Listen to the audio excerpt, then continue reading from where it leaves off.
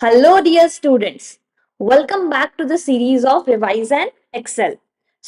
I hope कि आप सभी लोगों का दुर्गा पूजा एंड नवरात्रि का वीक बहुत अच्छा गया होगा एंड आपने पढ़ाई भी की होगी and last week due to the festivities going on मैं वीडियो नहीं अपलोड कर पाई थी, तो आज मैं एक वीडियो लेकर आई हूँ आपके लिए on the topic of Heights and distances. अगर आपने मेरा ट्रिग्नोमेट्री वाली पूरी सीरीज अच्छे से देखी है तो आपको ये वीडियो बहुत इजीली समझ में आएगा। ये छोटा सा टॉपिक है but it is very very scoring. अगर आपने वो वीडियोस नहीं देखी है, अगर आप ट्रिग्नोमेट्री से वेल वर्स्ड नहीं हो, सो आई विल रिकमेंड कि पहले आप ट्रिग्नोमेट्री अच्छे से कंप्लीट कर लो, उसके बाद आप इस वीडियो पर आओ। Okay, so let's start with the topic Heights and distances. तो बच्चों, हाइट्स एंड डिस्टेंसेस एक्चुअली आप बोल सकते हो ट्रिग्नोमेट्री के कॉन्सेप्ट्स का एप्लीकेशंस है। राइट, हम जब भी मैथ सॉल्व करते हैं तो हमारे माइंड में सबसे पहले ये बात आती है कि हम कहाँ यूज करेंगे। Right, and most of the times बच्चे यही बोलते हैं मैम इसका तो कहीं यूज ही नहीं है, ये कब रियल लाइफ में काम आएगा। तो एक्चुअली रियल लाइफ में काम आता है बट अभी हमारा एज है उस कॉन्सेप्ट को सीखने का, ना कि उसको अप्लाई करने का, क्योंकि अप्लाई करने की जितनी नॉलेज अभी हमारे पास है नहीं। राइट, तो Heights and distances chapter actually देखो नाम में उसका मीनिंग है। We will be using some concepts of trigonometry to find out heights and distances. अब ये heights किसकी होगी, distances किसके होंगे, ये हम throughout the chapter using various questions समझेंगे। तो सबसे पहले heights and distances में दो terms आते हैं, वो terms हम पहले अच्छे से सीखते हैं।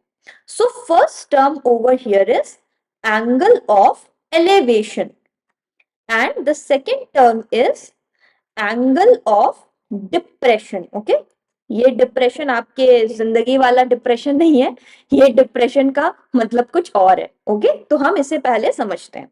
तो first let's try to understand angle of elevation. तो बच्चों यहां पर मैंने एक डायग्राम बनाया, इसे समझो। तो हमारे पास यहाँ इस पॉइंट पर एक ऑब्जर्वर है एंड कुछ ऊंचाई पर या कुछ हाइट पर एक ऑब्जेक्ट है। तो जब भी आप किसी हाइट पे रखी हुई चीजों को देखते हैं तो आप कैसे देखते हैं, आप ऐसे अपने हेड को रेज करते हो। Right, right.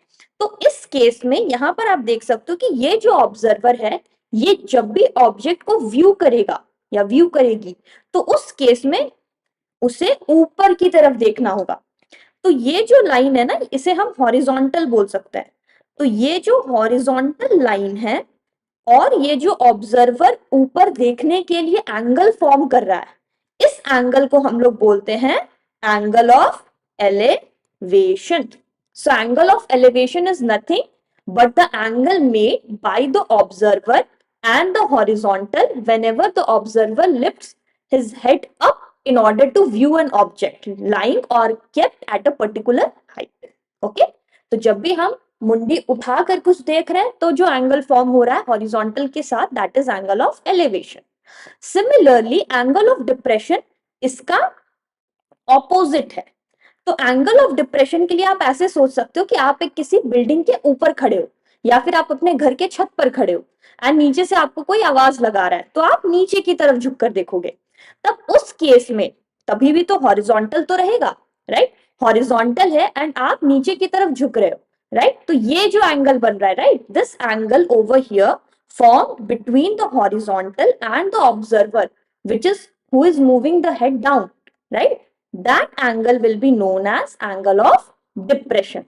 Okay, so angle of depression मतलब जो एंगल आप नीचे देखते हुए बना रहे हो, and angle of elevation is the angle जो आप ऊपर की तरफ बना रहे हो। ओके, अब प्रॉब्लम ये होता है कि angle of elevation is well and good, we can easily form a right angle triangle and we can write down the angle of elevation and we can solve the question. But angle of depression में क्या होता है बच्चों, ये देखो triangle थोड़ा सा उल्टा हो गया। तो आप क्या करना, जब भी आपको एंगल ऑफ डिप्रेशन देगा आप उसके लिए एक करस्पॉन्डिंग राइट एंगल ट्रायंगल बनाना। देखो ये एंगल और ये एंगल तो इक्वल होगा, why, because they are alternate angles. तो जो एंगल ऑफ डिप्रेशन आपको उधर दिया है आप ये सिमिलर यहाँ यूज कर सकते हो अगर आपको इस पैटर्न में व्यू करने में दिक्कत हो। अगर आप कंफर्टेबल हो उस पैटर्न के साथ then also it's good. Okay, तो this is about the two important topics, angle of elevation, angle of depression. That's it. इस चैप्टर में बस यही दो चीजें हैं जो आपको नहीं सीखनी है, बाकी सारी कॉन्सेप्ट्स ट्रिग्नोमेट्री की यहाँ पर अप्लाई होंगी। ओके, सो लेट्स, यहाँ पर सिंस बहुत सारे टॉपिक्स नहीं है तो मैं आपको कुछ इंपॉर्टेंट पॉइंट्स बोलूंगी जो चैप्टर में वेरियस क्वेश्चन सॉल्व करने के लिए यूज होते हैं, एंड मैं आपको एक क्वेश्चन सॉल्व करके भी दिखाऊंगी। Okay, so first let's try to have a quick revision of the concepts of trigonometry जो हम यहाँ पर यूज करेंगे। तो फर्स्ट क्या था कि अगर हमारे पास कोई भी राइट एंगल ट्रायंगल है तो हमने एक सेंटेंस याद किया था, some people have. So some people have curly brown hair turns permanently black, जिससे हमें साइन कॉस और टैन के बेसिक रेशियोज मिल जाते थे। फिर हमने साइन थीटा, कॉस थीटा और टैन थीटा के लिए 5 पर्टिकुलर एंगल्स पे उनकी वैल्यूज या उनके रेशियोज को याद किया था। तो यहाँ पर सिंस हमें 0 डिग्री और 90 डिग्री का काम नहीं है तो मैंने 0 डिग्री और 90 डिग्री को रिमूव कर दिया है। And also apart from that tan theta यहाँ पर आपके लिए मोस्ट इंपॉर्टेंट रहने वाला है। वाई? क्योंकि टैन थीटा हम लोग मैक्सिमम से मैक्सिमम यूज करेंगे, क्योंकि टैन थीटा ही परपेंडिकुलर और बेस का रेशियो देता है, राइट? यहाँ हमें हाइपोटेनस से ज्यादा मोस्ट ऑफ द टाइम्स काम नहीं रहेगा। बट इवन अगर आपको लग रहा है कि आपको हाइपोटेनस निकालना है या इस पार्ट की चीज निकालनी है तो आप साइन और कॉस का भी यूज कर सकते हो। ओके, तो ये वैल्यूज आप याद रखिएगा। ओके, बिकॉज ये वैल्यूज हमें क्वेश्चंस में यूज करनी पड़ेंगी। एक और इंपॉर्टेंट क्वेश्चन है जो कि जस्ट एक कॉमन सेंस है। ओके, अब मान लो आपको किसी क्वेश्चन में 60 डिग्री एंड 30 डिग्री दो एंगल्स दिए हुए।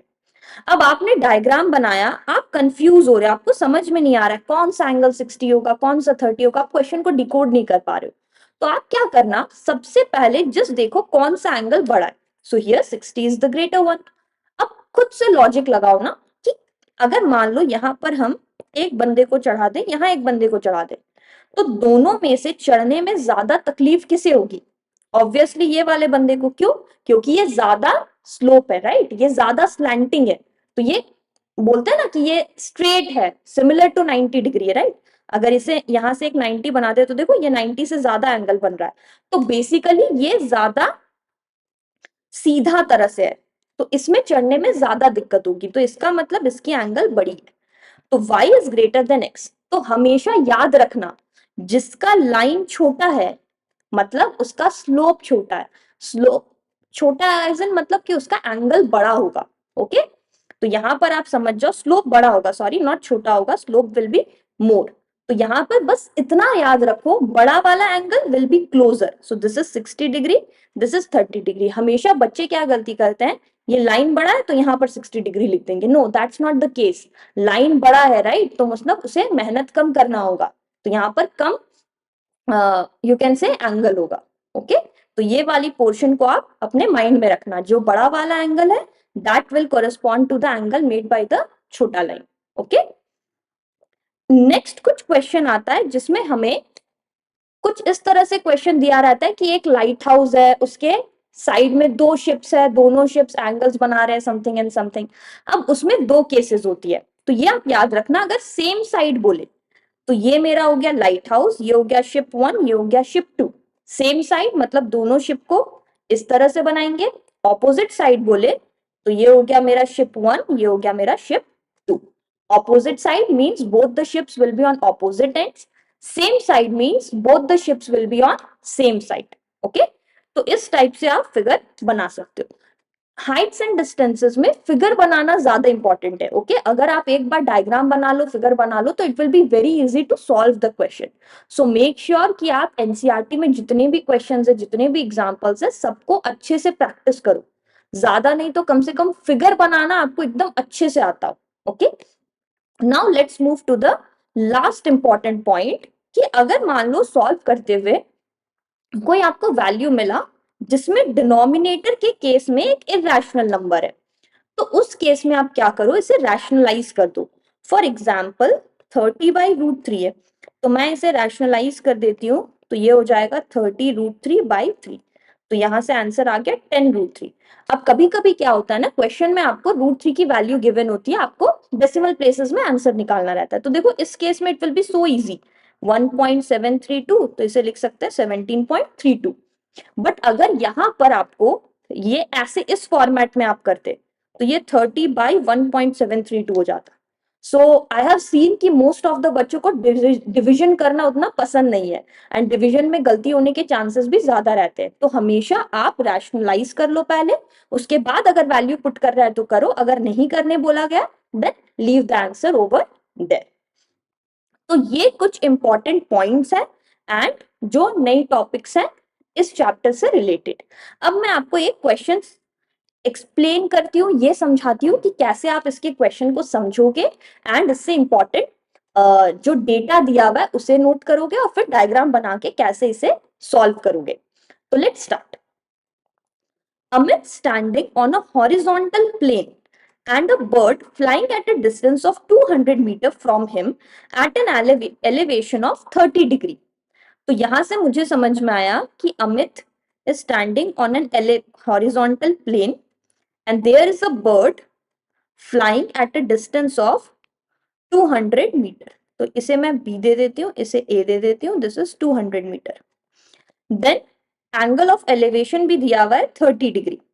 दीपक standing on the roof of a 50 metre high building. अब देखो यहां पर दीपक जो है वो सेम हाइट पर नहीं है, दीपक का जो हाइट है दैट इज 50 मीटर। तो यहां मैं नाम दे देती हूं D. And the angle of elevation of the same bird to be 45 degrees. They are on the opposite sides of the bird. तो यहां मैंने एक मिस्टेक कर दिया, क्वेश्चन पूरा नहीं पढ़ा। देखो यहां बोल रहा है कि ऑपोजिट साइड है वो बर्ड के, तो यहां मुझे ये वाला पार्ट को इरेज करना पड़ेगा एंड इस लाइन को थोड़ा सा एक्सटेंड करना पड़ेगा जिससे यहां पर मैं वो 50 मीटर हाई बिल्डिंग बना पाऊं। तो यहाँ 50 मीटर हाई बिल्डिंग है, यहाँ पर दीपक है एंड दीपक से लेकर जो एंगल ऑफ एलिवेशन बन रहा है this is going to be, it was given 30 degrees, sorry, this was given to be 45 degrees. They are on the opposite side. Find the distance of the bird from Deepak. So this distance I need to find. अब एक बार आप फिर से समझो कि कैसे मैंने question को डिकोड करके ये डायग्राम बनाया। पहले मैंने पढ़ा Amit standing on a horizontal plane, तो मैंने एक सीधा लाइन बनाया, अमित बनाया 200 metre at an angle of elevation of 30 degree. तो 200 metre with the elevation of 30 degree मैंने एक पॉइंट बी मार्क किया। फिर मैंने ऑपोजिट साइड देखा, तो ऑपोजिट साइड में डी मतलब कि Deepak standing but at a height of 50 metre. Okay, तो यहां पर मैंने 50 मीटर के हाइट पर दीपक को खड़ा कर दिया। फिर उसके बाद उसका जो एलिवेशन है बर्ड के साथ दैट इज 45 डिग्रीज।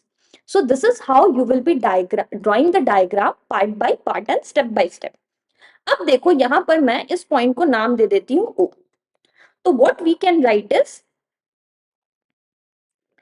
इस पार्ट को भी नाम दे देते हैं, this will also be 50, okay?